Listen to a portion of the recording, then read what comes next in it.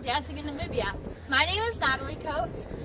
And I'm Anna Coate. And we are here to talk about domestic violence in Namibia. Statistics show over 1/3 of women have experienced domestic violence, and 1/5 of women have experienced it within the year.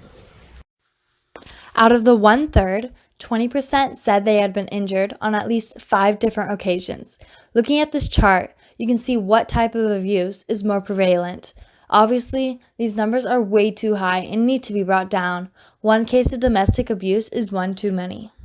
Children are also affected heavily. Of a survey of 6,367 students in grades 7 through 9, 32.2% had made plans on an attempt to suicide in the previous year, and 36.6% said they had attempted it in the previous year. However, making a distinction between discipline and abuse is sometimes difficult, but research estimates that about 36% of children in 2007 experienced excessive physical discipline, and in a survey of 850 children ages 10 to 14, 25% said they experienced sexual abuse. Additionally, 52% of adults said that when they had experienced domestic violence, children were present. So what should be done?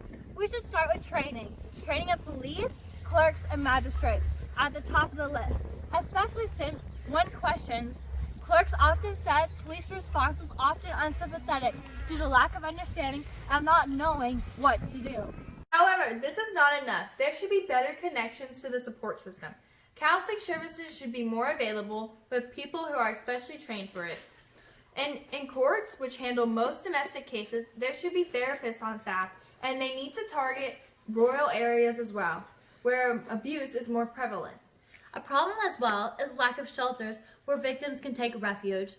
Implementing more is important, not just for urban areas, but in rural areas as well, or provide a form of transportation to shelters for domestic abuse victims.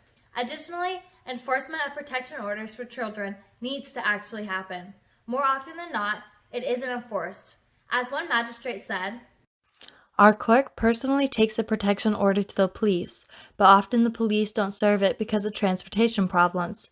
For example, I issued a protection order for the police to remove some children from the custody of their father and give them to their mother, but the police just threatened the father and didn't do it, and I almost had to force the police to remove the children. This weakens the act." In fact, more people in Namibia apply for a protection order each year than people who die in car accidents. To make it worse, you could travel from Windhoek to Katima Mulilo, 762 miles, and back at least 13 times, in the average time it takes to serve a protection order on the abuser. And lastly, raising awareness for these needs, and you can help do that. Tell everyone you can about these issues that affect such a large amount of the population.